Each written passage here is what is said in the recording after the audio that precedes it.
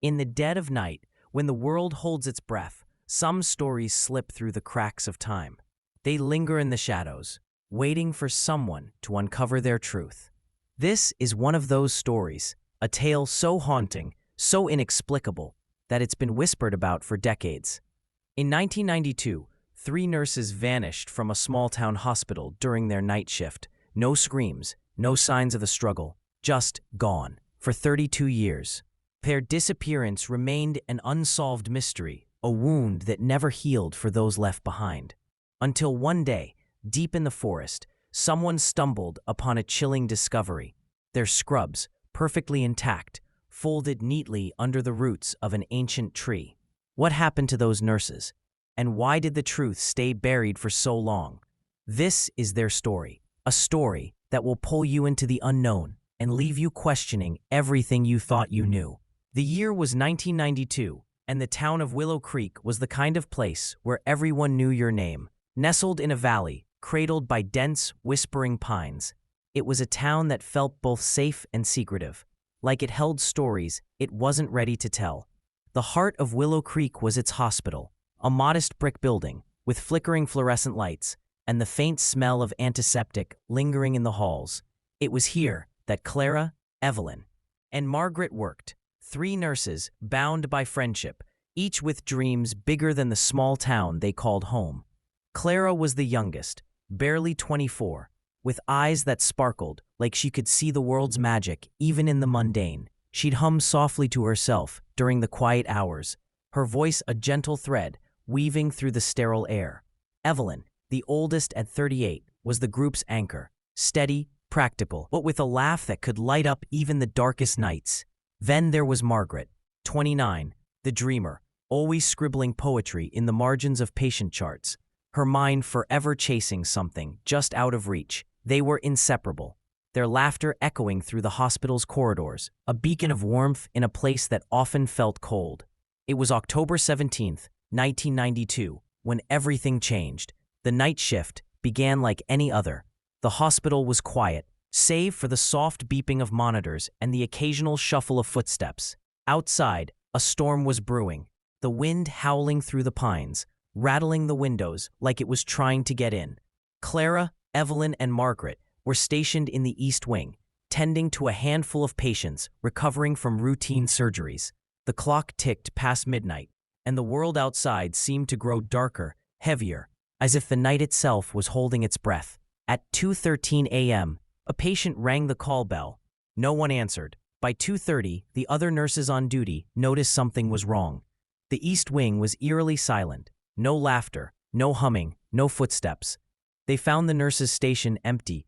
Charts were neatly stacked, coffee cups still warm, a half-finished crossword puzzle lying open on the desk. Clara's stethoscope hung on its hook, glinting under the fluorescent light. Evelyn's sweater was draped over a chair, the faint scent of her lavender perfume lingering in the air. Margaret's poetry notebook lay closed, a single pressed flower tucked between its pages. But the nurses themselves? They were gone.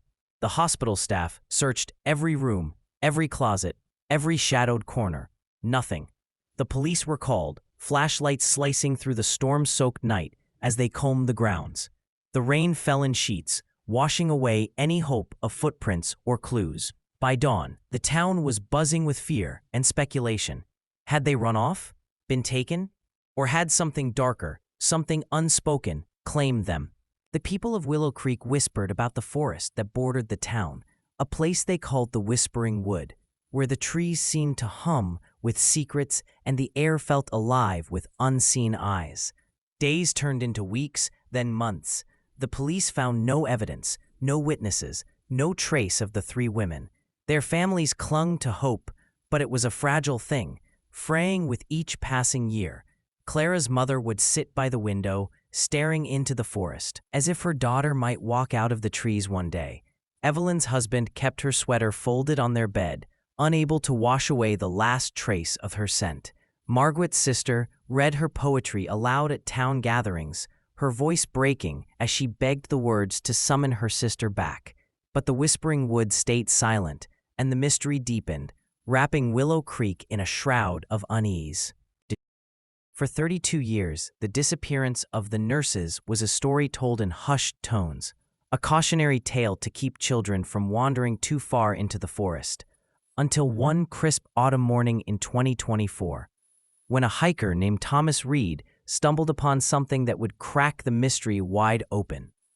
Thomas was a quiet man, a photographer drawn to the eerie beauty of the Whispering Wood.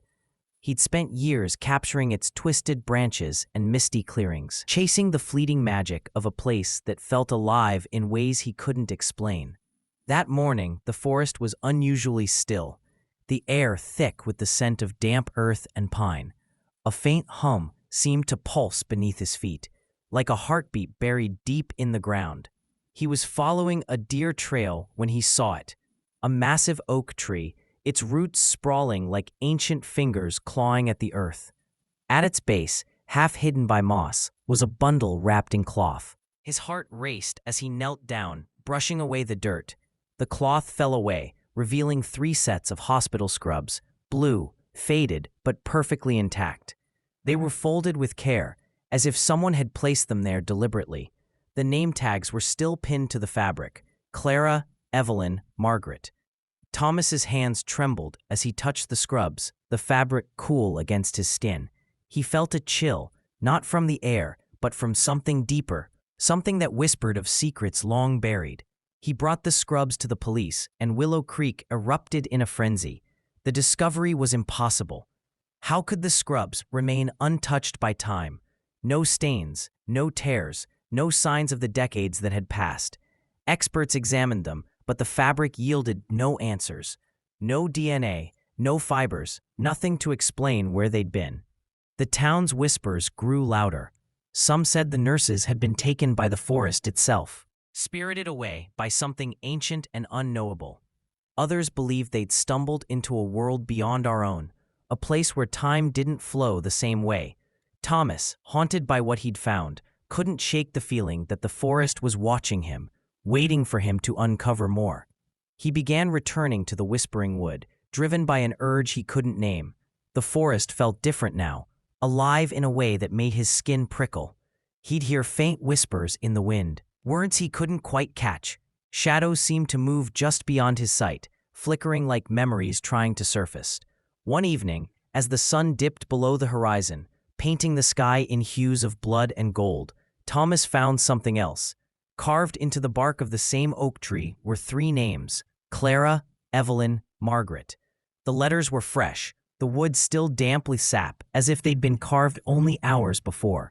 Below the names was a symbol, a spiral, twisting inward like a vortex. It seemed to pulse under his fingertips, warm and alive. Thomas's discovery sent ripples through Willow Creek. The families of the missing nurses demanded answers, but the police were as baffled as ever. The spiral symbol wasn't in any database, but old-timers in the town spoke of it in hushed tones. They called it the Mark of the Veil, a sign tied to ancient stories of the Whispering Wood, tales of a doorway to another world, a place where the lost could wander forever. The stories said the forest was a threshold, guarded by something ancient, something that chose who could cross and who could return. Most dismissed it as folklore, but Thomas couldn't. He felt the forest calling him, pulling him deeper into its heart. He began to dream of the nurses. In his sleep, he saw Clara standing in a clearing, her eyes glowing like fireflies, her voice humming a melody that made his chest ache. Evelyn appeared next, her hands outstretched, her face etched with sorrow and strength. Margaret was last, her poetry spilling from her lips in a language he didn't understand, yet it filled him with longing. Each dream ended the same way, the spiral symbol burning bright, and a voice whispering, "Find us." Thomas woke each time gasping, his heart pounding, the forest's hum echoing in his ears. Determined to uncover the truth, Thomas enlisted the help of Leela, a local historian obsessed with Willow Creek's mysteries. Leela was a woman of sharp intellect and quiet intensity, her home filled with books and maps of the forest. She'd spent years piecing together the town's hidden history, and she believed the Whispering Wood held secrets older than anyone could imagine. Together, they pored over old journals, maps, and legends. searching for clues about the spiral and the nurse's fate. Leela found references to a ritual, one performed by the town's founders centuries ago, to seal a pact with the forest's guardian. The ritual spoke of a veil between worlds, a place where time and space folded in on themselves. Those who crossed it, the stories warned, might never return, or might return changed.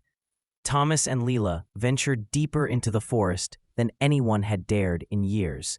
The air grew heavy, the trees seeming to lean closer, their branches whispering secrets in a language only the wind understood.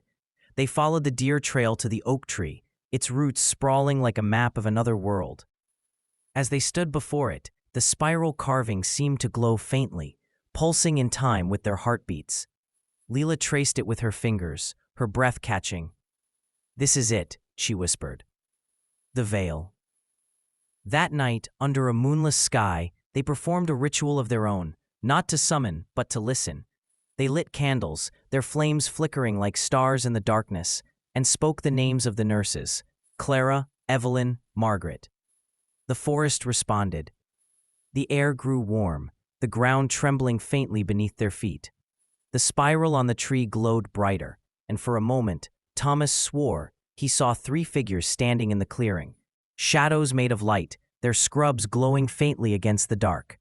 Clara's hum filled the air, Evelyn's laugh echoed, and Margaret's poetry wove through the trees like a spell. The figures spoke no words, but their presence told a story. They hadn't been taken, not in the way the town feared. They'd chosen to cross the veil, drawn by something beyond the hospital's sterile walls, a call to a world where their dreams could live. The scrubs, left behind, were a message, a promise that they were safe, but not returning. The forest had claimed them, not as victims, but as keepers of its secrets. Thomas and Leela returned to Willow Creek, their hearts heavy with awe and sorrow. They told the families what they'd seen, though words could never capture the magic of that night. The town mourned, but it also healed, the mystery no longer a wound, but a story of wonder. The scrubs were laid to rest in a quiet ceremony, placed beneath the oak where they'd been found, a final offering to the Whispering Wood. But the forest never truly lets go. Thomas still walks its trails, camera in hand, chasing the light that dances just out of reach. Sometimes, late at night, he hears Clara's hum, Evelyn's laugh, or Margaret's poetry in the wind. And he wonders, did they find what they were searching for beyond the veil? Or are they still out there, waiting for someone else to cross? The Whispering Wood keeps its secrets, but it whispers to those who listen. What would you do if you found its doorway? Would you cross it, chasing the unknown? Or would you turn back, content to let the mystery live? Some stories don't end, they linger, like a melody you can't forget, calling you back to the edge of the